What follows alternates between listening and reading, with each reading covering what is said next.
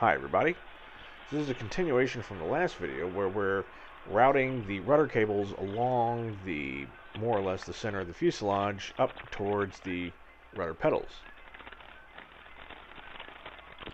And it's a gloriously fun time because you've got a dell clamp, two pieces of vinyl sheathing that come attached to the rudder cables. You got to bolt those into place so that way the cable doesn't get frayed as it goes across this really high density area, right? So where you see my hands up in there, that's the fuel valve, every single cable going down the fuselage, fuel lines, brake lines, and God knows what else I'm gonna have to put through there. It's a mess. Fiber optics. Oh, okay. Apparently I left. That's always nice. Oh, wait, no. I didn't leave. I went to ferry a plane. So as the lights went off, I had to Uber down to an airport about 15 miles from here and pick up one of the club planes and fly it back. That's why it's dark. So anyway, once we're done with routing the cables and actually dell clamping in the vinyl protective coating, the next thing you're going to do is put the rudder cables through the center tunnel out and then secure it in place with composite stock, right? It's the exact same thing we did at the back of the tail cone. So if you remember, okay, we're back. So if you remember when we were doing a tail cone, who knows when, during the Clinton administration, we routed the rudder cables out the back and we pop riveted a bunch of composite in place, along with putting some, washers around to catch the rivets. So that's what we're going to be doing now.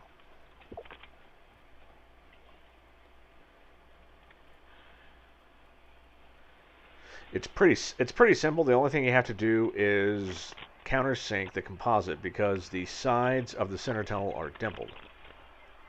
I just used my hand deburring tool because it's got a countersink tool on it. It took about 25 to 30 revolutions for every hole. But that's a lot more fine-grained than it is when you try to do it with a drill. If you try to do that with a drill, ain't gonna happen. Okay, so you can see I'm still trying to put on the last damn... I'm serious, this took hours, right? I'm sitting there trying to get the damn nut on. And this is me just trying to get it started.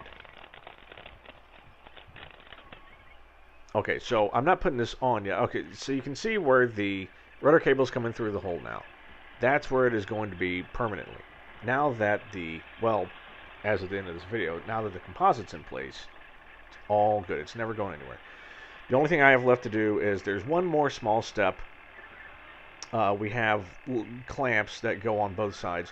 I'm not actually going to put those on yet. I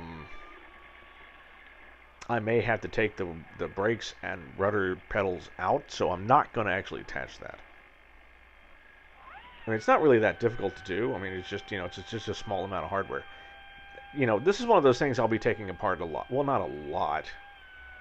Let's see, how often will I take that apart? Probably once a year. Whenever I'm doing a condition inspection, just torque, maybe. Or if I have to do repair, the thing is, if I have to do a repair on the rudder, I'll just take the back part off.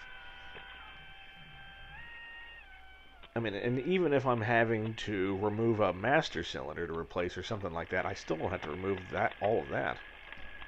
So yeah, okay, never mind. I'll probably never have to take this off. Okay, so you can see there I am pop riveting that on.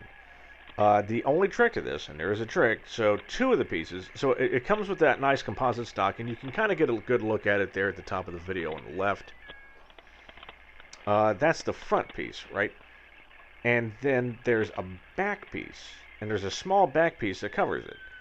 It's the same piece that you cut up way back when we did the tail end of the tail cone, right? In chapter 10, right? We're chapter 33. I'm talking way back in chapter 10. You cut up a bunch of pieces, and it told you to save it. This is what you're saving it for. And that's one thing about Van's kits that they're,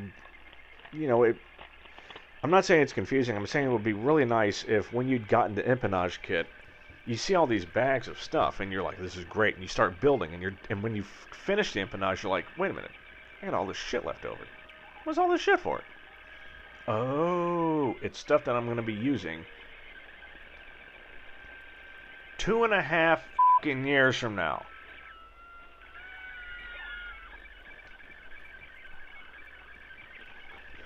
I'll give you one guess where I actually found them. I did find both by some miracle. They had fallen through my shitty chicken wire version of shelving and had basically gone under my entire shelving unit. So I had to clear the entire bottom shelf out because I can't move that damn thing. And I found them. So all is well. But now they're in place, and that's it. Anyway, so I'm doing a little bit of drilling to the flat motor, which I'll describe in the next video. Thank you for joining me. See you soon.